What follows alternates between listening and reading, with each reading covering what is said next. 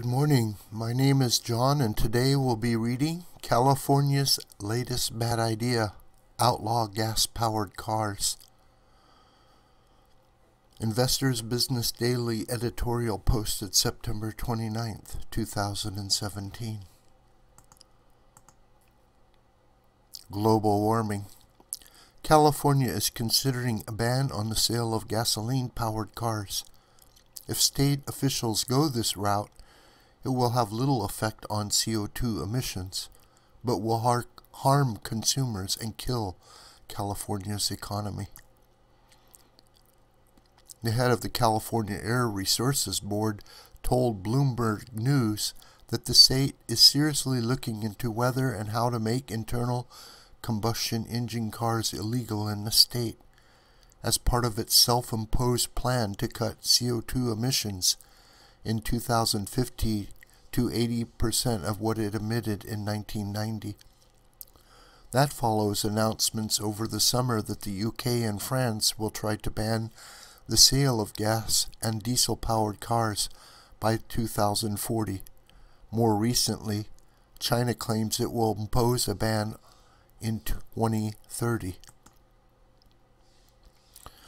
The CARB's Mary Nichols says California could implement such a ban in 13 years, and one state lawmaker plans to introduce a bill that would enforce it in 2040.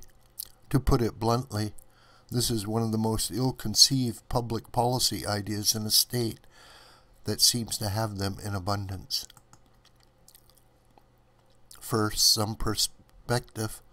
According to the EPA, all transportation, cars, trucks, planes, trains, and boats are responsible for about a quarter of the nation's CO2 emissions. The share contributed by passenger cars alone is considerably smaller than that.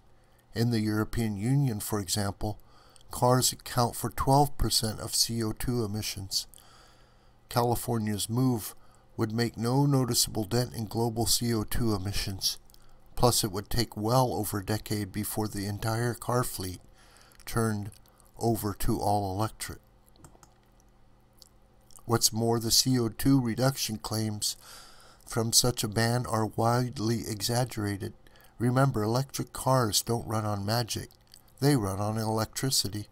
So forcing car owners to buy only electric cars will mean a massive surge in demand for electricity, which is generated largely by greenhouse-emitting natural gas and coal.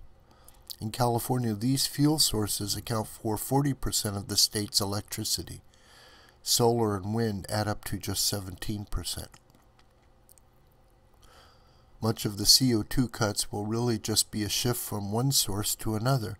As Scientific American noted, electric cars may or may not help the country combat climate change, and it all depends on where the electricity comes from. Manufacturing electric cars is also incredibly energy intensive. Even the Union of Concerned Scientists admits that it results in higher greenhouse gas emissions than the making of gasoline cars, mostly due to the materials and fabrication of the lithium-ion battery. When you account for that, the CO2 benefits from electric cars over the entire lifetime of a car are far smaller than advertised. There is another problem that advocates of a ban overlook. They say California does prohibit the sale of new gas-powered cars. That will leave millions of consumers with a choice: hold on to the old gas-burning cars longer, or buy an overly expensive, less convenient electric car. Many will hold on as long as they possibly can. While that would be good for auto mechanics, it would result in reduced new car sales, lost jobs in the auto industry, and not just in California. More people leaving the state, and more pollution from an increasingly older fleet of conventional cars. Even if the threat of climate change is real, it doesn't do anyone any good to promote fanciful solutions like a ban on gas-powered cars. This video is a production of the School of the Right Crane. My name is John Brooker, and you could reach me through commentary on this video or through my email listed here.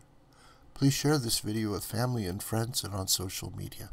May God richly bless you.